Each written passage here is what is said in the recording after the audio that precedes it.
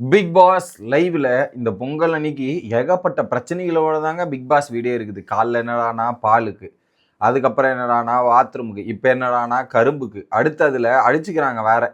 எனக்கு இந்த கரும்பு அந்த கரும்புன்ற மாதிரி ஒரு இது. அதில் அவங்க பேசுகிற பேச்சுக்கள்லாம் இருக்குது பாருங்க, ஐயோயோயோ சகிக்க முடியல. அந்த மாதிரி பேச்சுக்களாகவும் இருக்குது. இன்னொரு பக்கம் சாண்ட்ரா தெளிவாக பிளான் பண்ணிட்டு தான் வீட்டுக்குள்ளே வந்திருக்கிறாங்க போல இருக்கு. இப்போ செகண்ட் டைம் வரும்போது நான் வீட்டுக்குள்ளே போய் பேசுகிறேன், எல்லாத்துக்கும் நீங்கள் வெளியே ஃபுட்டேஜ் ரெடி பண்ணி வச்சுக்கோங்க, டப்புன்னு கிளாரிஃபிகேஷன் அடிச்சுக்கிட்டே இருக்கணும், போட்டுக்கிட்டே இருக்கணுன்ற மாதிரி வீட்டுக்குள்ளே யாருக்கிட்ட போய் பேசுகிறாங்களோ அதுக்கு விளக்கம், திரும்ப போய் பேசுகிறாங்க விளக்கம் அப்படின்ற மாதிரி ஒரு சில விஷயங்கள்லாம் பரவிட்டு இருக்கு.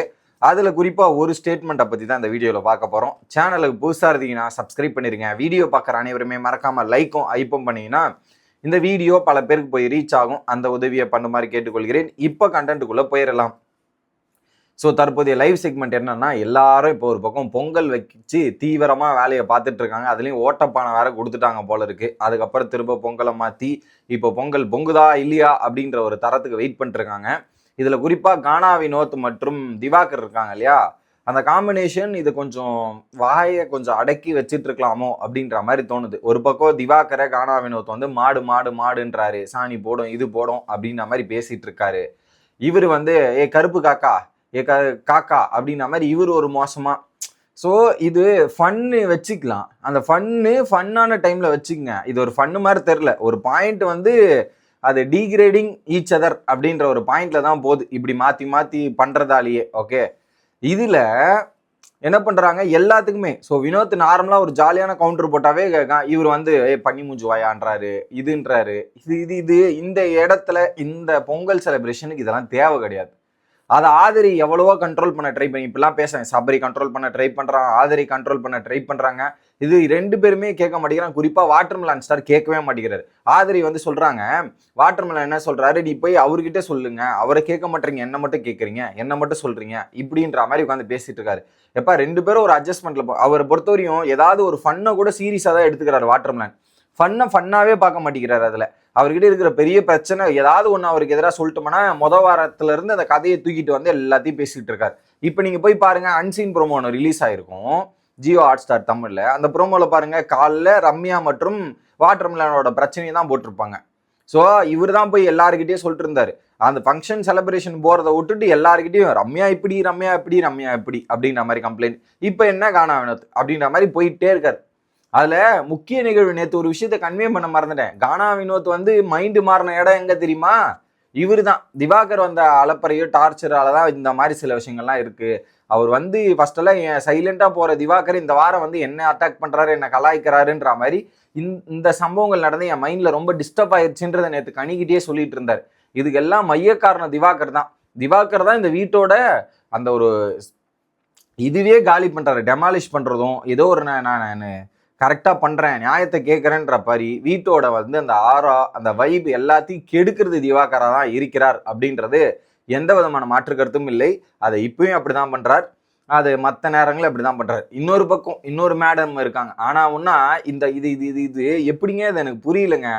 கக்கா அப்படின்ற வார்த்தையை சும்மா ரிப்பீட் மோட்ல இப்போ ஒரு ஸ்கெட்சிங் அங்க இது கோலம் வரைஞ்சிட்டு இருக்காங்க. அப்ப மாடை பத்திலாம் வரைகிறீங்களே, மாடு கக்கா போட்டா அது எங்க அப்படின்றது.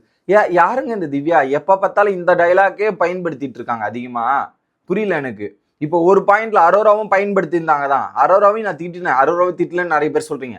அந்த டைலாக் இப்போ அரோரா விட்டு சைலண்டா இருக்காங்க. திரும்ப திவ்யா இந்த ஒரு பாயிண்ட் எடுத்து பேசுறது, இதெல்லாம் பண்றது நல்லாவே இல்லை. அதுல ஆனவனா இது இந்த ஒரு பாயிண்ட் வச்சுமே கவுண்ட் போடுறதுன்ற மாதிரி வேற டைலாகே தெரியலையான்றதும் எனக்கு புரியல. அதுவுமே பாக்குறதுக்கு நமக்கு டிஸ்கஸ்டிங்கா தான் இருக்கு.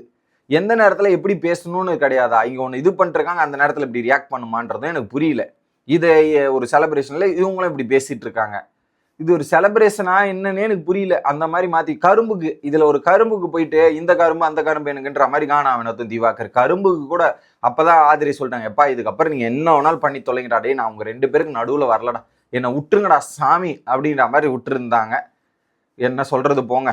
இப்போ அந்த பொங்க போது போல அதுக்கு எல்லாரும் தீவிரமாக வெயிட்டிங் செய்து கொண்டிருக்கின்றனர். ஓகே, இன்னொரு பக்கம் சாண்ட்ராவோட ஒரு ஸ்டேட்டஸ் கேளுங்களேன்.